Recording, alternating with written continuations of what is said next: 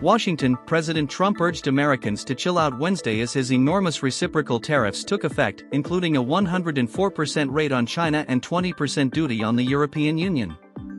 Be cool. Everything is going to work out well. The USA will be bigger and better than ever before. Trump wrote on social media.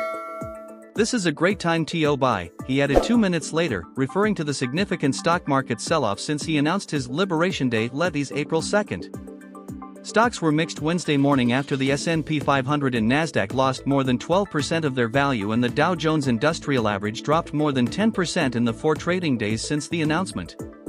Trump's new tariffs include a 10% global baseline on most countries, with much higher rates on partners with which the US has trade deficits, including important allies. Trump has signaled an openness to brokering trade deals to roll back tariffs, with Israeli Prime Minister Benjamin Netanyahu, who faces a 17% rate, visiting the White House Monday to pledge to eliminate his country's trade surplus with the US and end all tariffs and non-tariff barriers.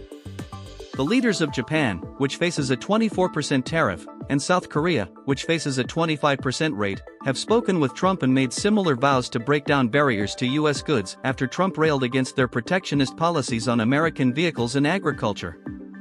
Treasury Secretary Scott Bessent said Wednesday morning that about 70 countries have reached out to start trade talks and that China is a standout in retaliating with high new tariffs of its own. Trump, who has pined for tariffs in public remarks for 4 decades, has yet to terminate any of the new reciprocal tariffs, which do not impact USMCA-compliant goods from Canada and Mexico. Computer chips, copper, lumber and pharmaceuticals were exempt from the new tariffs, though Trump has publicly committed to slapping levies on each of those products in a bid to return manufacturing to the U.S.